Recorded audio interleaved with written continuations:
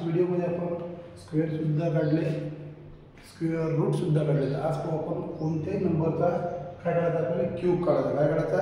Cube काढायचा. तर cube काढण्याच्या आधी सर्वात पहिले आपल्याला कितीपर्यंत स्क्वेअर क्यूब माहीत पाहिजे? 10 पर्यंत क्यूब माहीत पाहिजे. म्हणजे 1चा क्यूब 1, 2चा क्यूब 8, 3चा क्यूब 27.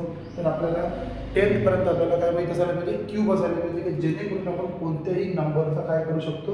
क्यूब काढू शकतो. ओके. तर सध्या असं आपण ज्या पद्धतीनं काढलं होतं स्क्वेअर, त्याच पद्धतीनं आपण काय काढू? क्यूब काढू. फॉर एक्झाम्पल मी घेत आहे 13. किती घेत आहे? 13चा काय काढायचा आहे मला? क्यूब काढा. 13चा काय काढायचा? क्यूब. तसं आपण स्क्वेअरची मेथड केली. किती लाईन? 1 2 3 4 1 2. ओके. तर सर्वात पहिले काय स्टेप करू? सर्वात पहिली स्टेप करू. उजव्या हाताला काय आपल्या राईट साईडला काय 3. तर 3चा क्यूब केला तर किती आला? 27. तुम्ही या लाईनमध्ये दिले 27. ओके. दुसऱ्या स्टेपवर लेफ्ट साईडला काय 1, त्याचा क्यूब केला. 1चा क्यूब किती आला? 1, तर तो इथे लिहिला. ओके. तिसरी स्टेप, 4 स्टेप आहे फक्त एक वेळा समजेपर्यंत मग तुम्हाला लिहायचं काम नाही. पहिली स्टेप काय झाली आपली? आपण केला राईट साईड होता. कोण होता? 3 होता. 3चा क्यूब केला 27. ओके. लेफ्ट साईडवर होता 1 होता. 1चा काय केला? क्यूब केला तर 1 आला. आता तिसरी स्टेप काय झाली? इथं काय 1 आहे. 1चा स्क्वेअर इंटू काय 3. तर 1चा स्क्वेअर 1 इंटू 3. 1चा स्क्वेअर 1 इंटू 3 किती होते? 3 होते. लिहिले मी इथं. ओके. नंतर 4. इथं किती आहे? 3. 3चा स्क्वेअर नंबर किती आहे? 1.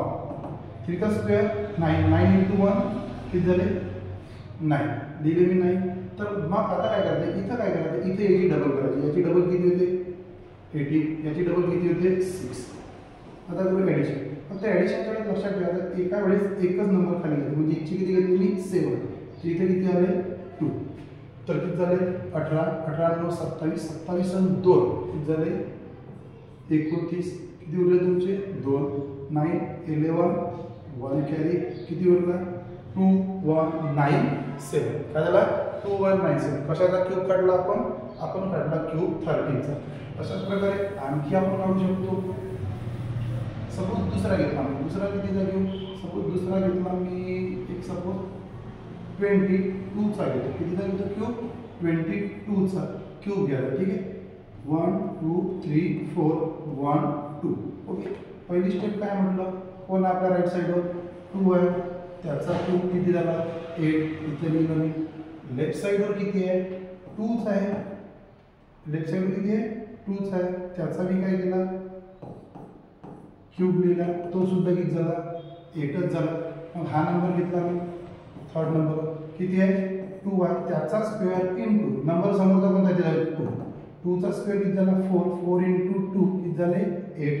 लिहिले मी इथं 8. ओके. फोर्थ स्टेपने काय करायचं? इकडच्या साईडचं किती आहे? 2च आहे. त्याचा स्क्वेअर दिला. इथं मल्टिप्लायला किती आहे? मल्टिप्लायला 2च आहे. 2चा स्क्वेअर आहे किती झालं? इथं 8च झाले. तर ठीक आहे. पुन्हा इथे किती झाला? 8. मग मी काय करायचं? या 2 स्टेपला याची डबल करायची. यांची काय होते? डबल. किती झाला? 8च आहे. आता 8 प्लस 16 किती झाले? 24. इथे लिहिली मी 2.